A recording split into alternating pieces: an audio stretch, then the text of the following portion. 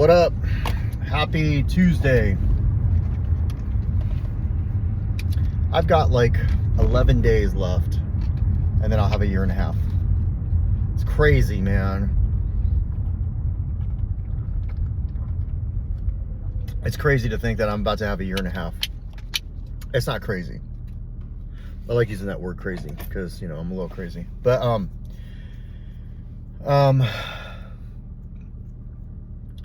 it's very, very surreal to think that, like, in less than 2 weeks, in 11 days, I'll have a year and a half. Especially when I go back to a year and a half. I didn't think I could get 70 days again. I really didn't want to go back into NA. I had no idea what to do. I was driving to work or whatever. Nope, I was waiting for a bed. So, a little over. Driving to work, wanting to cry, won't cry. And I just thought, there's no way. I can't even get fucking 30 days. Like, I won't even get 30 days. I can't. I kept saying can't. But, you know, looking back now, it's won't. And I'm going to be coming up on a milestone. Another one. And then 6 months from then, I'll, you know, one day at a time, just for today, I'll have 2 years. And instead of talking about if I'm going to do these videos or any of that stuff, I'm the only one, by the way, of people that I talk to that are close to me that I care about, that are telling me that say I shouldn't do this anymore. You know, I think it's it's becoming an insecurity of mine. So I'm going to attack it going into the 2-year marker and just kind of do little splurts here and there, so I don't stop doing it because it's important. But yeah, what a blessing, right? To take our lives back, to go through it all. You know, I've been through breakups, I've been through relationships, I've been through death, a couple of them. You know, one due to active addiction, the other one due to long-term. Getting over what happened with my mom, you know, the right way. You know, financial struggles. If you've watched any of this, or if you go back and watch it, you'll see I've shared about all of it. I've shared about all of it. This, like, if you really want to know what my last year and a half has been like, or, you know, maybe a little less than, just scroll back. I've titled them all. And that's what it's been taking me. You know, I'm a sponsor now, and, you know, I've got a good relationship again with my sponsor, with my kids. I had the most amazing weekend. And you know, took the kids out, and it's just, I don't want to go into detail, but it was a good weekend. And you know, there's a lot of recovery in that. And what I would say is this. The reason I started this video was I was thinking about routines. I went from the cycle, it was a cycle, a vicious cycle, to routines. And I have these routines that I don't break, no matter what. No matter if it's a relationship, I don't break them. I build on them. You know, I've been through 2 breakups in the last year and a half. You know, breakups for me, I don't know what they think, but and it took a lot out of me. And how I got through it was writing these and my routine, but mainly my routine. You know, I'm getting out of the gym this morning and I'm thinking, man, I'm really grateful that I have this routine, because it's my go-to. You know, like, no matter what's going on, financially, spiritually, physically, emotionally, any Lee, I can always lean back on going to the gym. And it just gives me this ability to think. It gives me this ability to not think. It gives me this ability when something's like, I remember, you know, I don't know, like a year ago, I think it was a year ago, I was distraught. I was, you know, like I was sad, you know, all of that stuff, feeling less than, feeling like what the hell. And I can remember going in there and just pushing through it. You know, I saw this video where they said, you know, the steel, they were talking about the gym, that shit'll never, it'll never leave me. It'll never hate on me. It'll never, you know, like, it'll be there, and I can count on it. And so I have that, you know, although some of those weights are rubber. Anyways, not the cables, but, and in that, I'm developing, you know, like I am working on myself. And it don't matter how old you are, by the way. Well, I guess it would. If I was 80, this would be a little tougher. But if you're in your 40s and you think that, like, there's no way, it most definitely there's a way. I'm doing it, like mid-40s, I'm doing it. So if you're watching this and you're like in your 30s thinking that life is over, I promise you, if you just get in there, and when you're going through it, you know, for me, my character defects come out most when it comes to people. When it comes to people. They don't come out most when it comes to my bills. They used to. They come out most when it comes to people, especially relationships. If I'm in a relationship with somebody and it's not going well and it's falling apart and I'm starting to feel like, well, maybe they're into somebody else or this or that, all the shit that we do, I promise you, for me, when I go in there, I come out feeling better. Now, I might still be dealing with that, but I come out feeling better. And I'm too fucking tired. There's too much pain going on, all that shit, for me to be stressed out the way I was when I walked in there. You know? And I can take a situation, I can take a situation and somebody can say all the right things, and then I can still fucking catastrophize it in my head. That's just who I was. And I like to emphasize the word was, because I don't want to be that way anymore. So now I have other routines. Like I read the Bible and I write. Like I've been journaling my ass off. And, you know, building on my second story, my second book. This time, the way recovery looks this time, versus what it looked like last time. And, you know, and so, you know, I didn't just stay clean. I don't just stay clean. This isn't like, if I just stay clean and sit on my hands for 2 years, I'll be 2 years clean. Yes, that's true. But if I'm not if I don't have things to lean on, then when I get things that feel like dope, let me tell you, man, they'll be the only thing I focus on.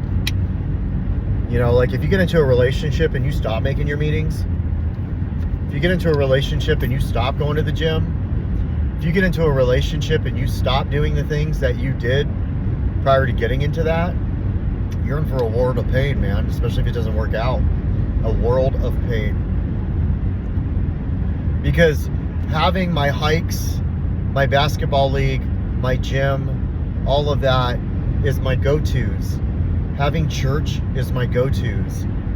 And I don't want to break those things, because it's just like having a home group, a service commitment, you know, having a sponsor. Like I need those things too to stay clean. And then I need these other things so I live clean. Because it's not about being clean. It is about being clean. Like, don't get me wrong. I didn't come up in this bitch because I I wanted to just fucking hike. I came into this thing because I couldn't get off of fucking drugs and alcohol.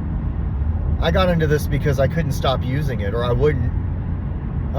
But once that shit is stripped away, and I'm doing all of this program, make no mistake, I need to have other things.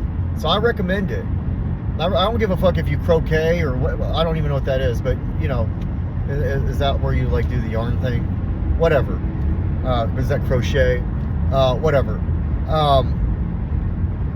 Something, man. And then get another thing. And then get another thing. Because the basketball is going to end. The hiking season's going to change. You know, something, you know, something. And if you have a lot going on, you won't want to get loaded. Okay, sorry. When I have a lot going on, that are things I like, other than, you know, having the things I have to do, like my kids, which I like, but when I have other things in my life going on where they are my routines, like the whole idea of getting loaded and not being able to go to the gym, hike, all the other shit that I like to do, it's, you know, when we say what is our why, our purpose isn't, like, my purpose isn't hiking. My purpose isn't in the gym. I'm developing a purpose. That purpose is who we are. Like, I have this saying where when you die, you have your birth date and your death date on your headstone, and that dash signifies who you are, right? And that at the funeral, that's who they're going to talk about. They're going to talk about that dash, who he was, who she was, who they were, right? And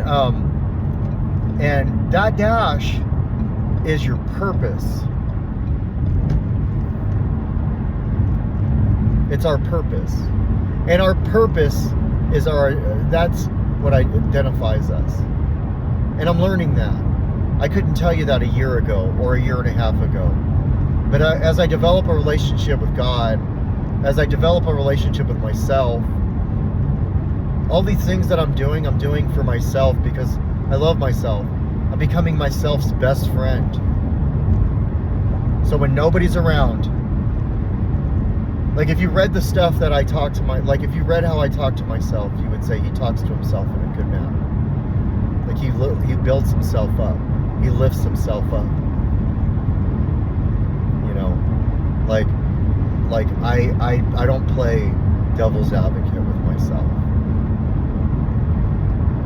where that's all I ever did was, well, if she's doing this, then this is how you'll get through it. If they're saying this, then this is how you'll get through it. No. My most recent writings were about, let's look at the evidence. Let's look at what is being said. Let's look at what is being done. Let's not focus on what you think might be happening. It's destructive behavior and it's negative meditation. And in that, I'm able to help people.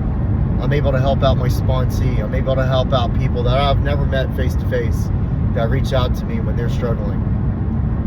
I'm able to help out people that I do meet face to face, especially when they're struggling. It's easy for me to say I want to be a good person. That's as easy as saying I want to be rich. But when we have to break it down into layers and categories so we can define what that really means, that's when the real work comes in. What does rich mean to me? You know, does it mean a large ass bank account, no credit, like good credit, a large savings account? Or does it just mean I have a bunch of money in the bank and I can fucking buy whatever I want? Or does it mean that I own all this shit? You know, like, so you have to be specific and in detail with your goals. I have to be specific and in detail with my goals. Just like my fitness goals. You know, there's like this, what I want my body to look like. So I work really hard at that and I'm getting there. What I want my life to look like at work. So I take these proper steps, and I haven't broken down where I just went in.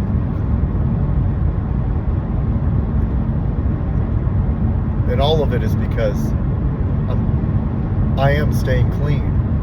Like, that is the most important thing.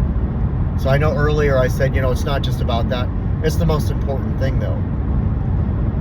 But it doesn't have to be the only thing. It doesn't have to be like only staying clean, but it has to be the most important thing. In between everything, stay clean. Build these days up.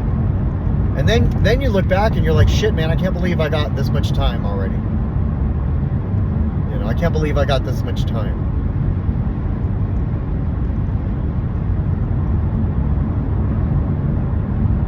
And we all have what it takes.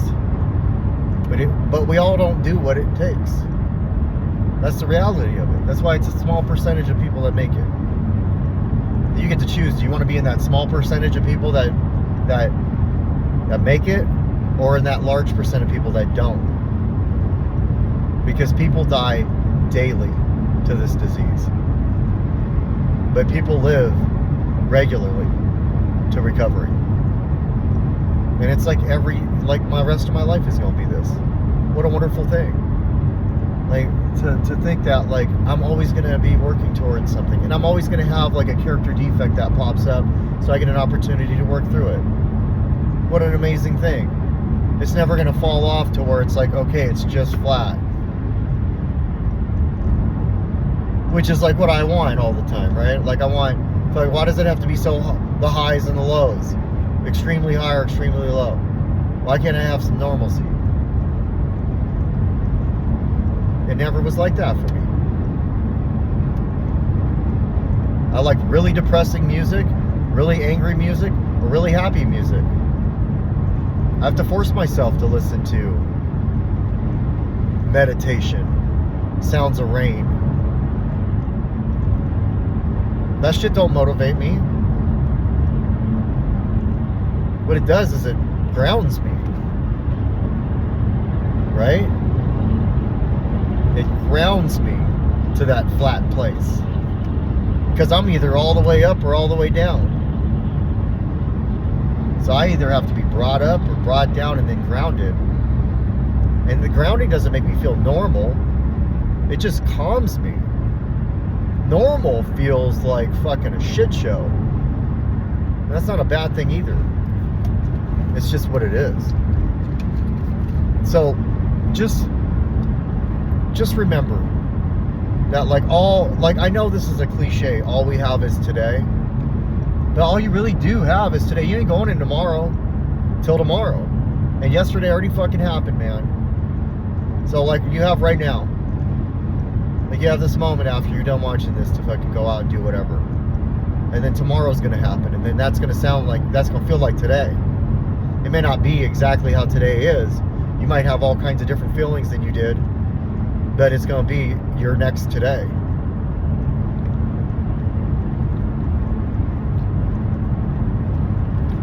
So, enjoy your day. Carpe diem this shit.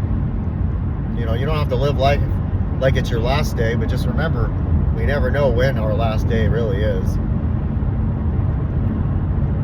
And love yourself. The more you love yourself, the easier it is to love others. Because when we don't love ourselves and we're loving others, we're just interjecting what we want to feel like to other people. And that's not genuine. That's fake. And then when shit doesn't go right, the expectation is like, well, wait, hold on. I was fucking no.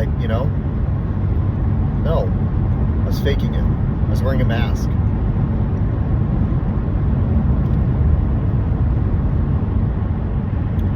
That's all I got. Peace out.